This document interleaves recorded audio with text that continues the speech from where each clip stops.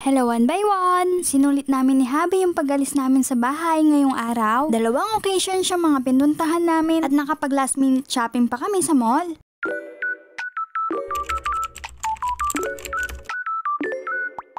Exactly 2 PM umalis kami ng bahay ni Habi. Habang nasa biyahe kami, pinag-uusapan na namin kung ano yung pagkakasunod-sunod na mga pupuntahan namin ngayong araw. Alam nyo nga pala na every time na aalis kami ng bahay, lalo na kung yung pupuntahan namin hindi familiar sa amin, ako yung nagiging navigator ni Habi. Hindi kasi siya matanda sa daan, pero minsan sumisemplang din ako sa pagtuturo ng daan sa kanya. Unang pinuntahan namin ay ang SM City Clark. Dahil papunta rin kami sa loob ng Clark, minabuti na namin na dumaan muna dito, hindi para mag-day, kundi magtingin-tingin muna ng kailangan namin gamit sa kwarto. Naghanap si Habi ng extension. Papalitan daw niya yung ginagamit namin ngayon sa kwarto para sa internet connection namin. Ilang araw na rin kasi kaming hindi nakakakuha ng magandang connection sa kwarto. At dahil nakakita tayo ng salamin, heto nga pala yung OOTD ko. First time ko magsuot ng ganitong blouse. Shoutout kay Ate Elsa, thank you sa damit ko. Nakakita nga pala ng curtain rod si Habi dito. Akala ko bibilhin niya kasi last time naghahanap na siya ng ganito. Pero sabi niya nakabili na daw siya sa may hardware sa amin. Kaya manikit sinali.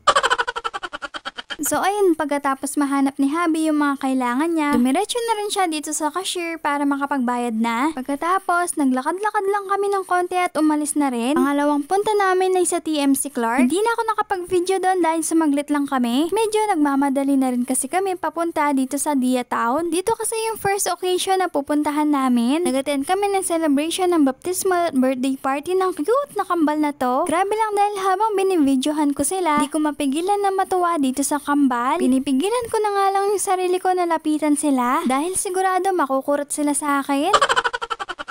Simple lang yung celebration na ginawa para sa mga kambal at napakasarap din ng handa nila. Pinaka nagustuhan ko yung baked salmon. First time ko makatikim nun, dito pa lang super busog na kami ni Habi. Super thank you Queenie and Kaloy for the invitation. At sana next time kami naman ni Habi makapag-invite sa inyo. Alam niyo ba na nag-eat and run lang kami dito? Paano ba naman kasi may pupuntahan pa kami ni Habi sa may Angeles? At dito yon sa grand opening ng Warm Delights. May separate vlog po ako dito na nauna ko na pong naipos. Kaya pakipanood na lang po. At sigurado matatakam kayo. Pagkatapos namin sa Angeles, akala ko uuwi na kami. Kaso sabi ni Habi daan na rin kami dito sa Marquee Mall. Naghanap kami ng mga throw pillow cases para kay mother. At sakto naman nakasale sila. Nabigla nga kami dahil halos nakasale dito. Kaya naman pati ako nakitingin na ng mga pillow cases para sa mga unan namin ni Habi sa kwarto. Magkaibang kulay na rin yung kinuha ko. Nakita rin ni Habi itong mga placemats. Sabi niya mag-try daw kami na gumamit ng mga to. Hindi rin namin pinalagpas yung cover ng mesa. Binili na rin namin para isahan na lang yung lakad. Pagkatapos noon pumunta na rin kami sa cashier para makapagbayad na. Sa dami ng pinuntahan namin ngayong araw, medyo palobat na rin kami. Hindi na rin kami kumain dito dahil nakapag-take out na rin kami sa pinuntahan naming grand opening. Tingnan nyo naman si Habi. Ginuyod na niya mundugin dadala na.